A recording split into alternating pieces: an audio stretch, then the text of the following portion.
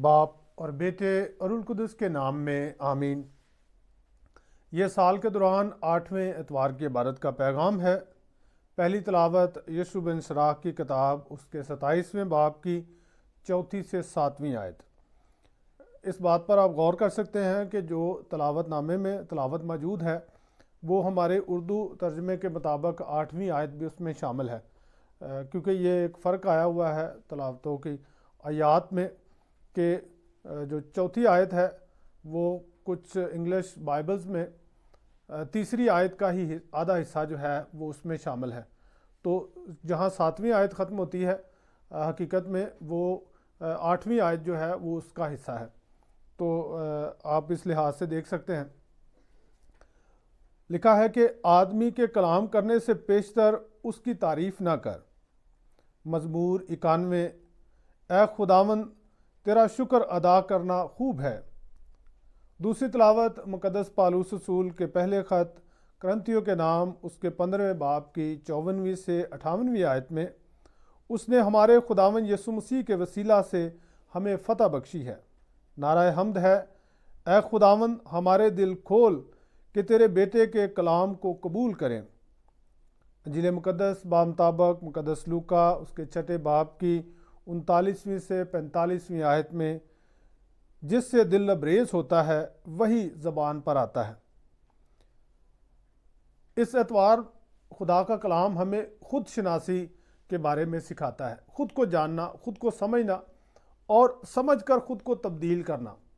پوری دنیا میں جتنی بھی مخلوقات ہیں ان میں انسان کے پاس یہ خوبی ہے یا یہ خدا نے اسے منفرد رکھا ہے کہ انسان تبدیل ہو سکتا ہے، اپنی فطرت بدل سکتا ہے، اپنے جو اندرون ہے اس کو بدل کر وہ اپنے مزاج کو، اپنی چیزوں کو تبدیل کر سکتا ہے۔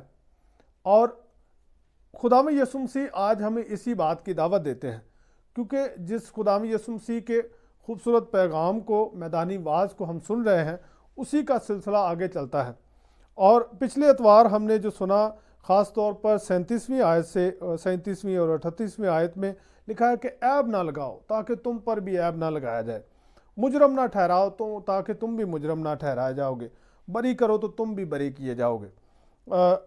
اسی بات کو آگے بڑھاتے ہوئے خداوند یسوع مسیح کہتے ہیں کہ کیا ایک نابینا شخص جو ہے وہ دوسرے نابینا کو راہ دکھا سکتا ہے؟ کیونکہ یہ انسان کے لیے یہ جاننا ضروری ہے، جیسے کہتے ہیں چراغ تلے اندھیرا، جو چراغ ہے وہ ہر طرف روشنی پھیلاتا ہے مگر خود وہ اندھیرے میں رہتا ہے۔ اور انسانی آنکھ ایک ایسی چیز ہے جسے ہم کبھی نہیں دیکھ سکتے، سوائے کسی آئینے اور کیمرے کی مدد کے علاوہ انسان جو ہے وہ اپنی آنکھ نہیں دیکھ سکتا، آنکھ سب کچھ دیکھتی ہے۔ تو یہی بات ہے انسان پر آتی ہے کہ بہت بار ہم اپنی طرف نگاہ نہیں کرتے، خود کو نہیں دیکھ پاتے اور دوسروں کو دیکھتے ہیں۔ اور خداوند یسوع مسیح اس بات کی طرف ہمیں لے کر آتے ہیں کہ پہلے اپنی آنکھ کا شتیر جو ہے اسے نکال، جو بڑی لکڑی ہے، جو بڑی کمی ہے اپنی زندگی میں سے وہ نکال تاکہ تو دوسرے کی کمی کو بھی نکال سکے۔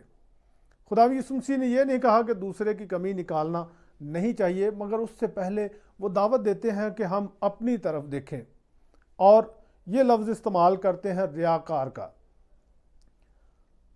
ریاکار جو لفظ ہے اس کے اردو معنی جو ہے وہ دھوکے باز کے بھی ہیں اور دغا باز کے بھی ہیں، منافق کے بھی ہیں، زمانہ ساز کے بھی ہیں، اور ایک معنی اس کا اداکار کے بھی آتا ہے، کیونکہ یہ جو لفظ ہپوکریٹکس ہے، ہپوکریٹ ہے، یہ انگریزی زبان کا لفظ ہے اور یہ ہپوکریٹس یونانی زبان کے لفظ میں سے لیا گیا ہے۔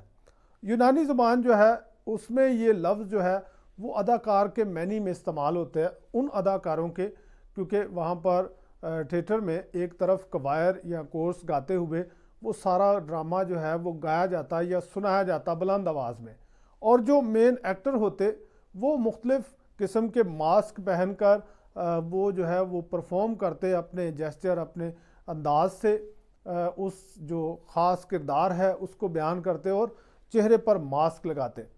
تو وہ شخص جو خود نہیں ہے اور خود کو ظاہر کر رہا ہے وہی اداکار کہلاتا ہے، اور اگر یہ معنی جو ہے زمینی زندگی پر ہے، عام زندگی کے معنی میں ہے، تو پھر اس کے لیے ریاکار لفظ استعمال کیا جاتا ہے۔ اداکار صرف اس حد تک ہے جب وہ سٹیج پر ہے، جب وہ دوسروں کو انٹرٹین کر رہا ہے کسی بات کی وضاحت کرنے کے لیے، تو وہ اداکار ہے۔ مگر جب حقیقی زندگی میں کوئی شخص جو نہیں ہے وہ ظاہر کر رہا ہے تو وہ ریاکار ہے۔ اور خداوند یسوع مسیح نے کہا کہ پہلے یہ جو ریاکاری ہے یہ اپنی زندگی سے نکالو، کیونکہ سب سے پہلے ضروری ہوتا ہے کہ انسان اپنے مرض کو جان سکے۔ جب تک انسان مرض کو نہیں جان پاتا تب تک وہ اس کا علاج نہیں کرتا۔ اور اس لیے خداوند یسوع مسیح نے کہا کہ جو انسان کی زندگی کا مقصد ہے وہ تو ہے اچھا پھل لانا۔ خداوند یسوع مسیح نے مقدس یوحنا کے انجیل اس کے 15ویں باب میں فرمایا کہ میں تاک ہوں اور تم میری ڈالیاں ہو، اور ڈالی تب تک لگی رہے گی جب تک اچھا پھل لائے گی، جب تک پھلدار رہے گی۔ اور پھلدار رہنے کے لیے منسلک رہنا ضروری ہے۔ اور منسلک رہنے کے لیے آج خداوند یسوع مسیح نے کہا کہ خود کو جاننا پرکھنا ضروری ہے۔ اور اس میں رکاوٹ کون سی چیز ڈالتی ہے؟ اس میں جو ہے انسان کا غرور و گھمنڈ جو ہے وہ رکاوٹ کا باعث بنتا ہے۔ انسان اپنی ذمہ داری، اپنی غلطی کی ذمہ داری نہیں لیتا۔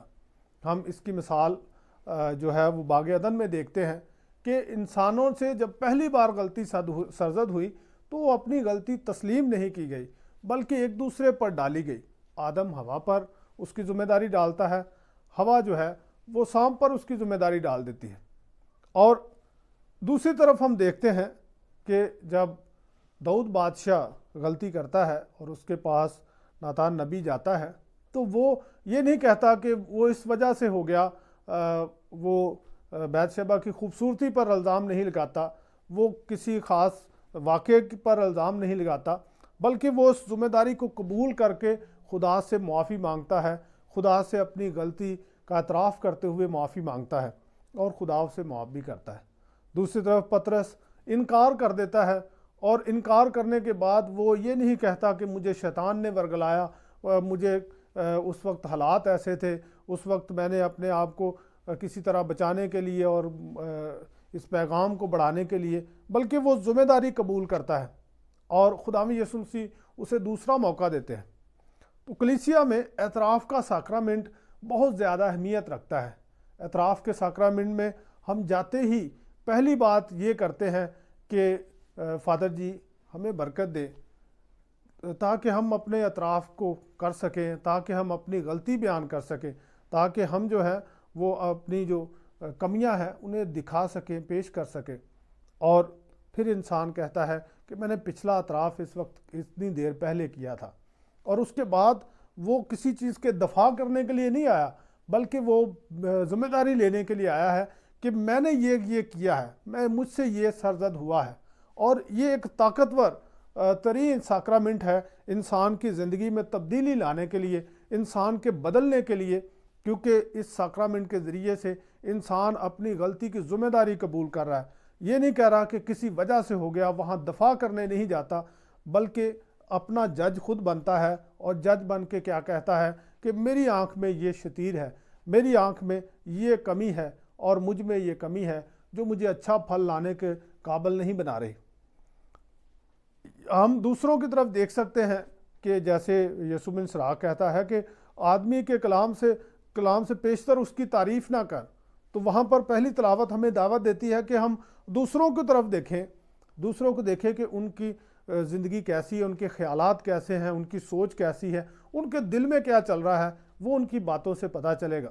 مگر خداوند یسوع مسیح ہمیں یہ دعوت دیتے ہیں کہ ہم بھی یہ فارمولہ اپنائیں، دل کو جانیں، دل کو پرکھیں اور دیکھیں کہ ہماری باتیں کیسی ہیں، ہماری زندگی سے پھل جو ہے وہ اچھا آ رہا ہے یا ردی پھل آ رہا ہے۔ اور کوئی درخت جو ہے شاید اپنے پھل کو تبدیل نہ کر پائے، مگر انسان کو خدا نے یہ برکت دی ہے کہ انسان جب خدا کے قریب آتا ہے تو پھر اس کے پھل تبدیل ہوتے ہیں۔ تو خداوند یسوع مسیح ہمیں اپنی زندگی کے پھل بدلنے کی دعوت دے رہے ہیں۔ مدر ٹریزا نے کہا تھا کہ جب ہم پہلے دعا کرتے تھے تو اس ایمان سے کرتے تھے کہ دعا سے چیزیں بدل جاتی ہیں، مگر ایک تجربے کے بعد جانا کہ دعا سے چیزیں بدلے نہ بدلے، انسان بدل جاتا ہے، اور جب انسان بدل جاتا ہے تو پھر इंसान की ज़िंदगी बदल जाती है, हालात इंसान के बदल जाते हैं। आजकल बहुत आम ये बात की जा रही है कि गार्बेज इन गार्बेज आउट। अगर हम बुराई को अंदर ले रहे हैं, बुराई में बढ़ रहे हैं, तो फिर बुराई ही हमारी ज़िंदगी से निकलेगी। और अगर हम खुदा के कलाम, खुदा की बातों और अच्छाई को अपनी ज़िंदगी में शामिल करते हैं तो फिर अच्छाई ही बाहर आएगी। आज की दूसरी तिलावत हमें एक बार फिर से दावत दे रही है कि हम एक ऐसे सफ़र में हैं जब हम ज़मीन से आसमान की तरफ बढ़ रहे हैं, जब हम ज़मीनी ज़िंदगी से, खाकी ज़िंदगी से आसमानी ज़िंदगी की तरफ बढ़ रहे हैं। तो उस ज़िंदगी की तरफ बढ़ने के लिए लाजम है कि हम खुदा की रज़ा के मुताबिक हों। और खुदावंद यीशु मसीह आज हमें दावत देते हैं कि रियाकारी से हम चंद लोगों को धोखा दे सकते हैं।